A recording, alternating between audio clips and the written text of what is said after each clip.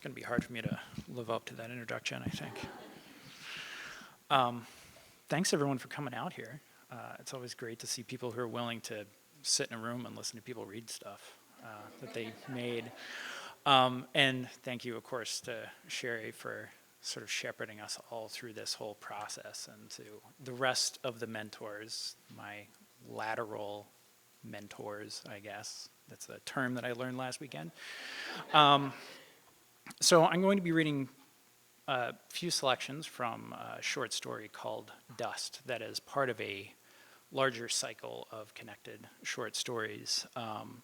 Wasn't ever intended to be a collection. I started with just a story a couple years ago, and it just keeps growing and growing into something bigger. So I'm going to invite everyone to join me in this place I've been living part-time for the last couple of years, which is this small town in an imaginary Nebraska where the water has dried up and the fields are all dust. And I'm going to make sure everyone can hear me okay, because sometimes I get too far away from the mic. Mr. Thompson brought his great-grandfather's fiddle. The trucks were coming to evacuate them tomorrow, and they needed music tonight. Ned Thompson walked into the high school gym and stopped, blinking in the light. There were candles and lamps everywhere, on the bleachers, on the tables, along the walls. Someone had even set up lamps in the high windows, hung them from the useless electric lights. The little flames made the room uncertain with shadow. They made the heat a living thing. Everyone in town must have emptied their houses of anything that could hold flame, and they were all there, bent backs and gray hair moving around the tables, opening cans, stacking dishes. They balanced on ladders, hanging quilts and paintings from the cinder block walls. The party wasn't supposed to start for hours, but everyone had things to set up. All of them wanted to be early. That hadn't occurred to Ned. He had hoped for a dim, empty space to which he could introduce his great-grandfather's Hardringer fiddle. The thought of tuning around all these people made him dizzy. He walked, looking down at the floor, each short stride pulled up from his shoulders, leaning forward into a reluctance he always felt around crowds. It was an affect that worsened with his old age. They teased him as a child, saying he walked like a crow. He didn't think that was such a bad thing now. Crows were smart birds, smart enough to head south in a swarm of shadows when the wells started drying up. He'd stayed out on the farm as all Nebraska turned to homeless dust. Without life to tend in the soil, he spent his days sitting in the open door of his barn, watching the great sea of dust stirring itself east. He would haunt its leaving with the long, slow overtones of his fiddle, making shapeless chords he thought of as the dust song, constantly changing, never repeating, never staying for long. Ned set his case on a bleacher, tottering a candle. The flame traced a strange figure in the air and settled. Ned popped one latch and unwound the piece of wire around the other. The first time his father had shown him the fiddle had been by lamplight. His father had told him it should always be played by flame. "There's a dragon in the wood," he said. "It likes to be reminded of fire." Surrounded by nothing more mystical than farming and church, it had seemed like some fever dream up on the hayloft. Nacre inlays shining from the dark case, blue-white and cool to the touch. His father had told him it was the snow of old Norway. The mother-of-pearl purfling traced the edge of the fiddle like a stitch and bloomed into geometric patterns on the fingerboard. The top of the peg box was carved like a dragon's head, closed-mouthed and stern. The body was inked with flowers and vines. There was a deep-throated bump, and Mr. Thompson turned to see Mrs. Morrissey setting up a drum kit. He tried to remember which of her sons had played, like the rest of the youth they had left years ago. Mr. Thompson thought one might be in the army, the other had been swallowed by a city on the coast. Ned watched her as she set and adjusted the drums. He could imagine her out there where the shifting fields erased the worlds, sitting in her open garage, beating back all that emptiness with sound and motion. She struck a few drums, adjusted them, struck a few more, and fell into a complex, angry rhythm. The room stopped to watch. She was a fury. He took up his fiddle. The light warmed the wood like sunlight through a leaf.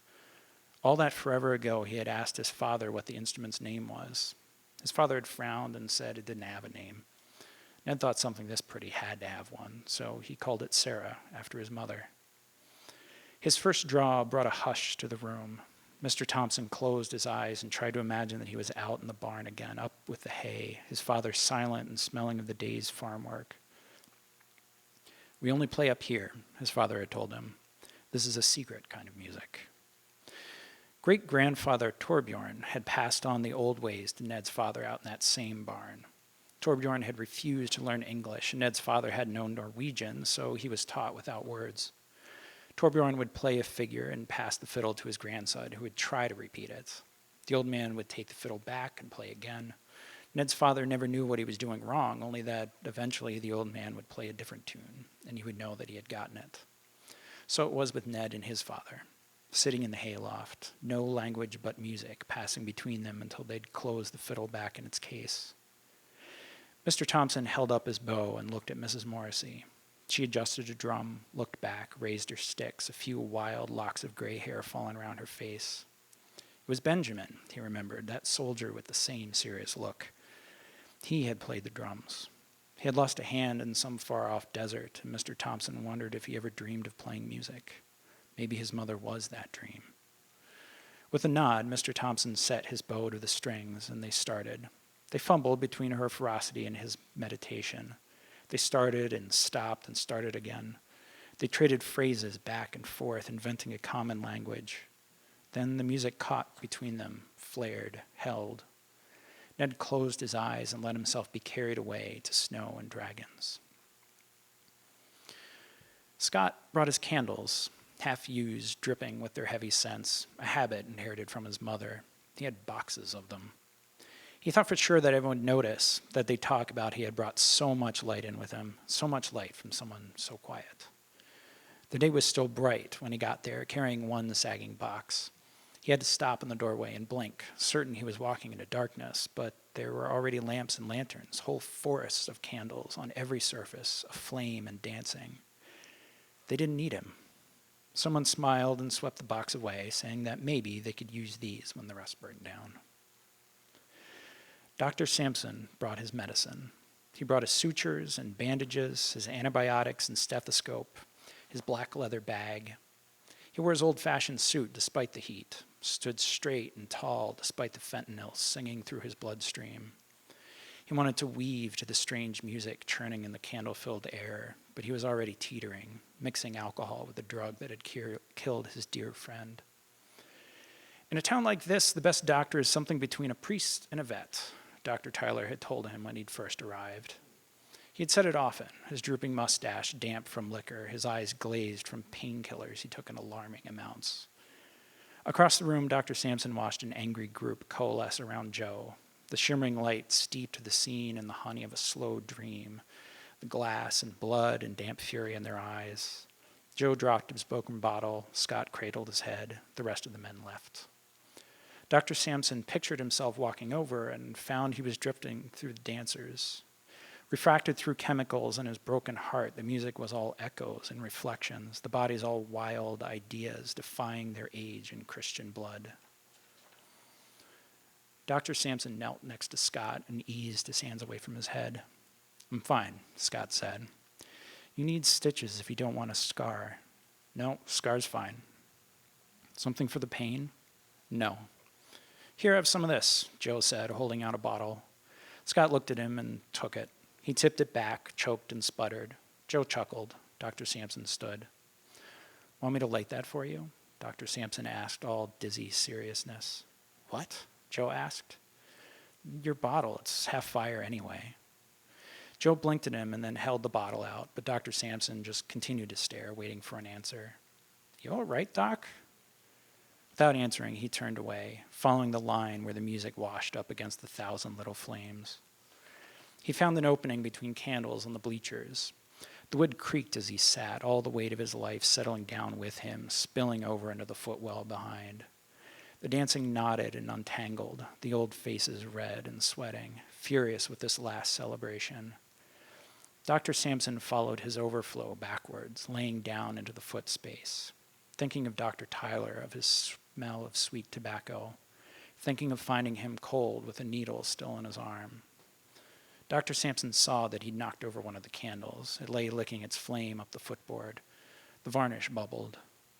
Some thought about the tenacity of life floated through his head, connecting to nothing, touching him with a sweet sadness. He thought the fire deserved its chance. He took a filled syringe from his bag. He'd loved Tyler, not like a father or a mentor, but in a secret way that hollowed him out. The man had never known. Dr. Sampson wondered if he could have filled part of the older man's loneliness. The flame caught, a liquid flower in the wood. He pushed the plunger all the way down and prayed everyone could find an oblivion as soft as this. Thank you.